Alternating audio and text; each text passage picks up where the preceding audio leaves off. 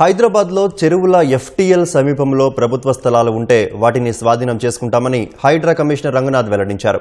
సున్నం చెరువు వద్ద కొందరికి లబ్ధి చేకూర్చాలని 5 ఎకరాల వరకు మినహాయించి ఎఫ్టీఎల్ హద్దులను హైడ్రా నిర్ధారిస్తోందని కూకట్పల్లి ఎమ్మెల్యే మాధవరం కృష్ణారావు చేసిన ఆరోపణల్లో నిజం లేదన్నారు. సున్నం చెరువు ఎఫ్టీఎల్ పరిధిని 2014లోనే నిర్ణయించారని వివరించారు. హైకోర్టు ఉత్తర్వుల మేరకు చెరువు ఎఫ్టీఎల్ పరిధిలోనే హైడ్రా పనిచేస్తుందన్నారు. గతంలో హైడ్రా చర్యలను అభినందించిన ఎమ్మెల్యే మాధవరం కృష్ణారావు అకస్మాత్తుగా హైడ్రాతో పాటు వ్యక్తిగత విమర్శలకు దిగడం వెనుక కారణాలేమిటో అర్థం కావడం లేదని రంగనాథ్ అసహనం వ్యక్తం చేశారు. ఇప్పటివరకు హైడ్రా 1240 చోట్ల ఆక్రమణను తొలగించి 1310 ఎకరాల ప్రభుత్వ భూమిని కాపాడిందని ఆయన వివరించారు. హైడ్రా ఏ ఒక్కరి పక్షాన పనిచేయదని స్పష్టం చేశారు.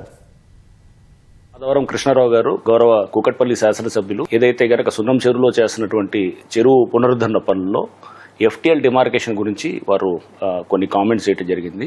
ఈ ఎఫ్టీఎల్ అనేది నిర్ధారణ చేయడం అనేది 2014లోనే అప్పుడు ఇరిగేషన్ వాళ్ళు సర్వే చేసి వెబ్సైట్లో అంటే పబ్లిక్ డొమైన్లో పెట్టడం జరిగిందనమాట. రేఖాంశాలు అక్షాంశాలు కూడా దాంట్లో మెన్షన్ చేశారు.